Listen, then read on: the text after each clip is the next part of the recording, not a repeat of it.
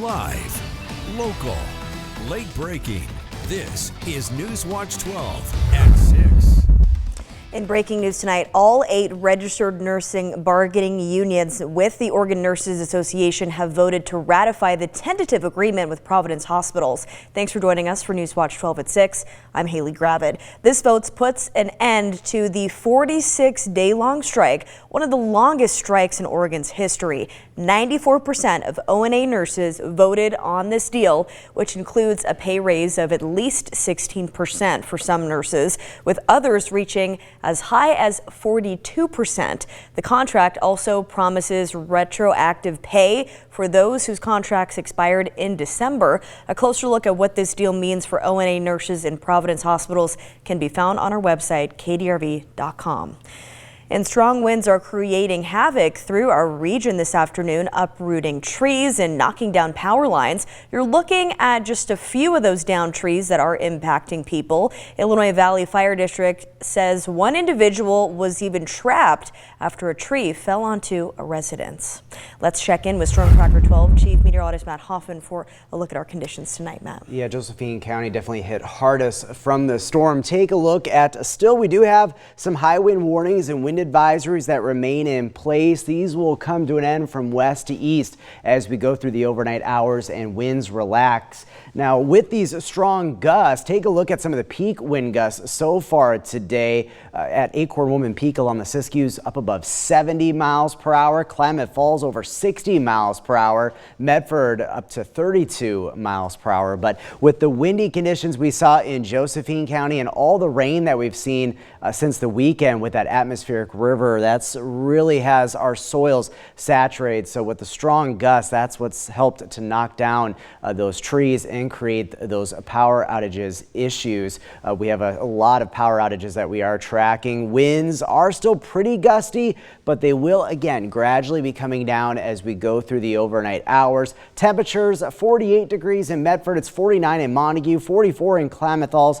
In Klamath Falls, some colder air is moving into the region and we will see snow levels lowering. We're already seeing that up along the Cascades. Snow falling at Diamond Lake and roads are becoming snowy and slippery. Look at the storm system packing quite a punch off to our north and west, but it will weaken and gradually pull away as we head into tomorrow. Tonight, lingering rain, higher elevation snow showers. We'll see things drying out for tomorrow. Cooler but fairly seasonal afternoon temperatures with winds diminishing for your Tuesday. Coming up in a bit, we'll talk about additional rain and snow amounts expected overnight, and then also look at a nice warm up in the days ahead as well coming up. And Siskiyou County ratified an emergency proclamation due to this month's storm, where the highways have been impacted by landslides and rock falls. We talked to the Siskiyou County Emergency Services Director about the damage. He says that they are seeing many damaged roads, which is putting a strain on the county's resources. Siskiyou OEM is worried about the Scott and Shasta rivers flooding, especially when the snow melts. Paying attention when you're driving, this hot, cold cycle, it's pushing off a lot of rocks off the sides. And those mountain roads, you can come around the corner and there will be a cardboard box sized rock in the middle of the road.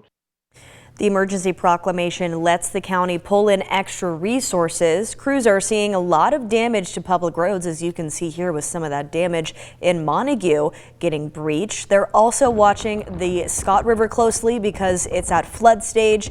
OEM says that they are now assessing the cost of damages from this month's storm. And a study released by the American Geophysical Union found that from 2019 to 2023, Medford was the smokiest city in the nation, followed by Grants Pass and then Bend. They used smoke data and health data from hospitals on smoky days. Rocky Walker wanted to speak to those impacted in the community whose health has been severely impacted by the smoke.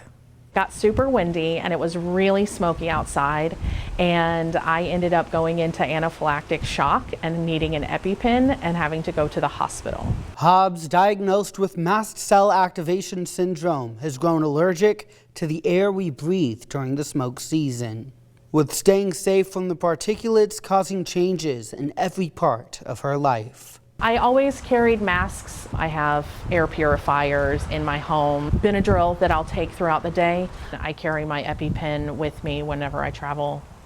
It comes with me in the car. Even keeping her from the beauty of Southern Oregon that the region is known for.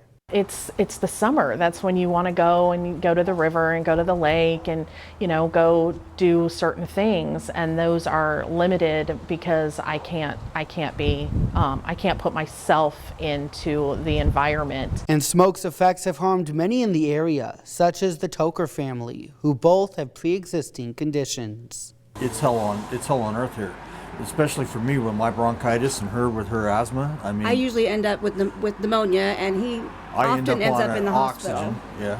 Being forced into hospital stays and fearing for their elderly foster care residents, saying for them the smoke can be a death sentence. When you have to take them to a doctor's appointment, you're concerned because are they going to get exposed to something from the smoke or from in the community that's going to affect their health.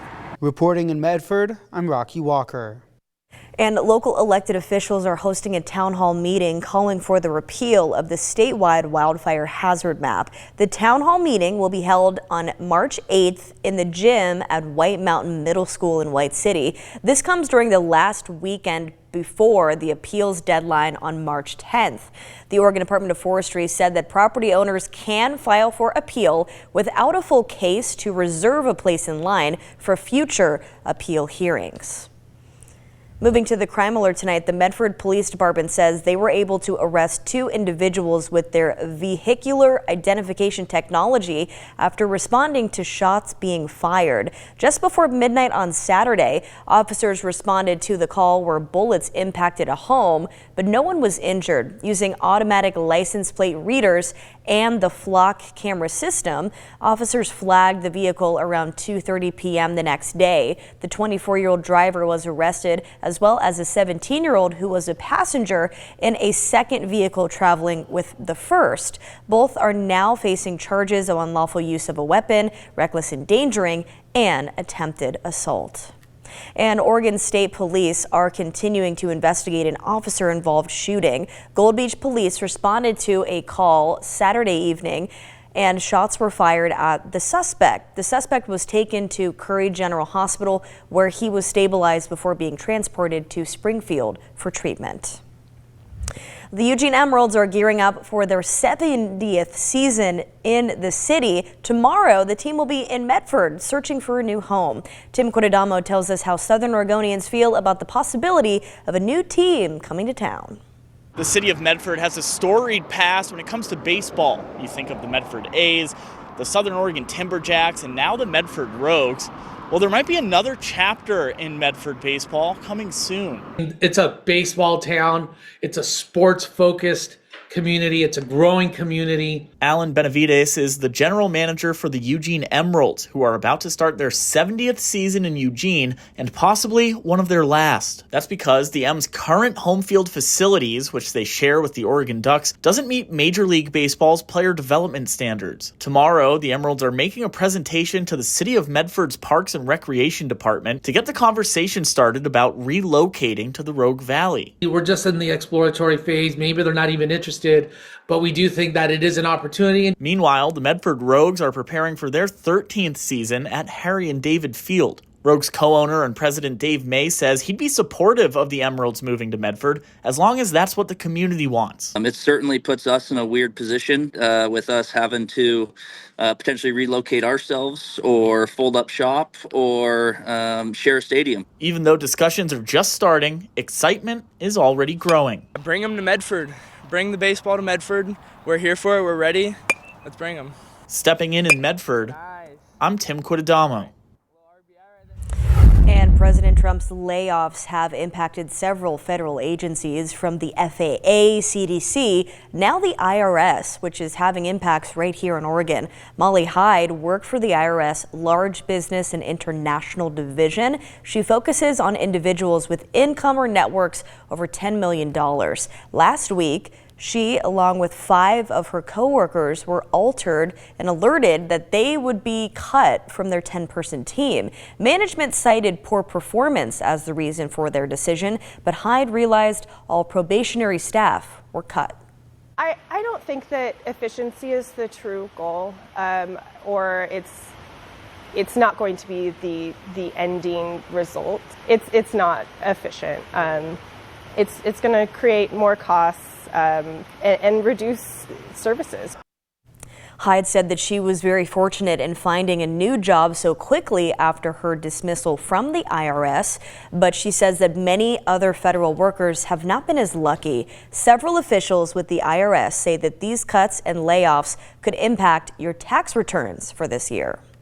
And as immigration enforcement operations are ramping up, Governor Tina Kotek is vowing to uphold the state's sanctuary laws. Oregon passed a law in 1987 barring police from taking into custody people who aren't U.S. citizens if their only offense is being in the United States.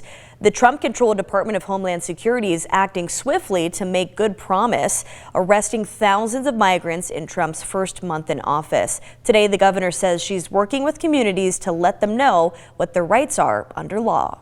The fear is real. People are staying away from businesses because they do feel immigration enforcement. What I can say to Oregonians is we will uphold our law and do the best we can under the situation that is coming out of the federal government.